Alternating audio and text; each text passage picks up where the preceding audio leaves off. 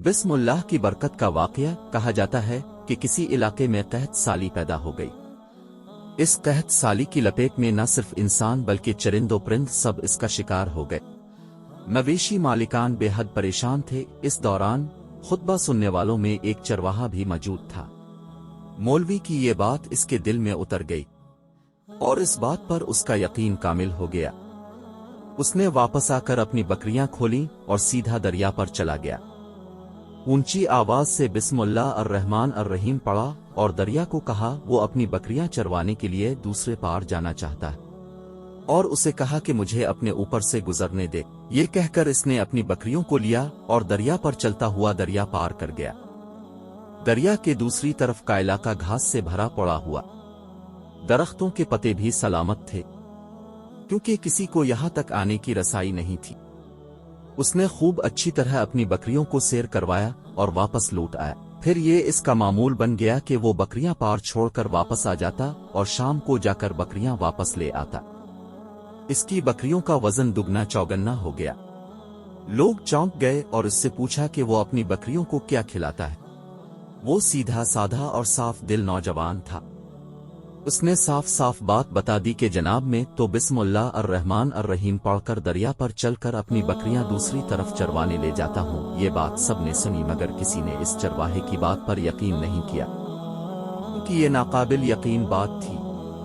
मगर बात होते होते मौलवी साहिब के पास पहुंच गए। मौलवी साहिब ने इस चरवाहे को बुलाया और सारा माजरा पूछा। इस चरवाहे ने मौलवी साहिब को ही हवाला बना लिया कि मौलवी साहिब में तो आपका शुक्रिया अदा करने वाला था। अपने जुमा के खुतबे में जो नुस्खा बताया था कि बिस्मिल्लाह कहकर दरिया को भी हुक्म दो तो वो भी इनकार नहीं करता, तो मैं तो बस अब के नुस्खे पर ही अमल कर रहा हूँ। मौलवी साहिब हैरत से इसके चेहरे को देखते रहे। मौलवी साहिब ने कहा, भाई साहिब, ऐसी बातें तो हम हर जुमा में करते हैं, फकत उनका मकसद लोगों का ईमान बनाना होता है। मगर बकरियों वाला डटा रहा कि मैं तो बस बिस्मिल्लाह कहकर पानी पर चलता हूँ और बकरियों समेत पानी पार चला जाता हूँ। आखिरकार मौलवी साहब ने सुबह खुद ये तजुर्बा करने की ठानी, जिसे देखने चरवाहे समेत पूरा इलाका भी आ गया। मजमा ज्यादा था।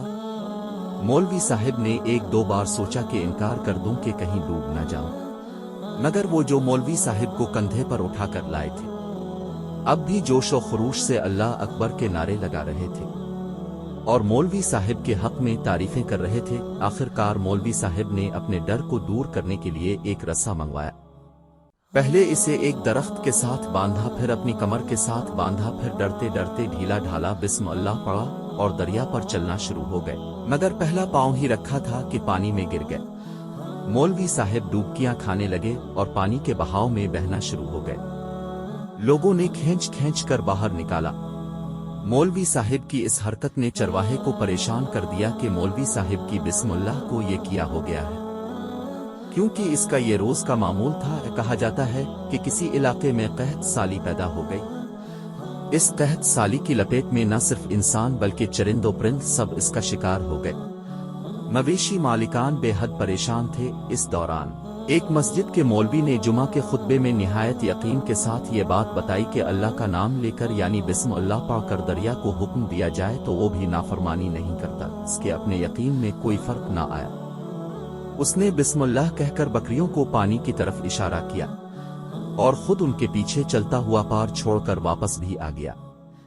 लोग उसे वली अल्लाह समझ रहे थे और उसके हक में नारे लगा रहे थे, मगर वो सबसे बेनियाज सीधा सादा इंसान था।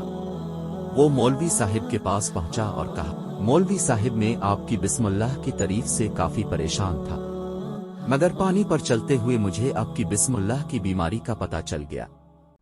इस चरवाहे ने दरख्त से बंधी रस्सी की तरफ इशारा किया और कहा, मौलवी साहिब, ये है आपकी बिस्मिल्लाह की बीमारी। आपकी बिस्मिल्लाह की बरकत को ये रस्सा खा गया। आपको अल्लाह और बिस्मिल्लाह से ज्यादा इस रस्से पर भरोसा था, लिहाजा अल्लाह ने भी आपको रस्सी के हवाले कर दिया। फिर कहने लगा, मौलवी साहिब आप भी कमाल करते हो। मैंने आपके मुंह से सुना और यकीन कर लिया और मेरे अल्लाह ने मेरे यकीन की लाज रख ली, मगर अपने अल्लाह का कलाम सुना मगर यकीन नहीं किया, लिहाजा आपको अल्लाह ने रुस्वा कर दिया। मोहतरम अजीज दोस्तों, यही कुछ हमारा हाल है। ہماری نمازوں اور دعاؤں کا حال بھی یقین سے خالی ہے۔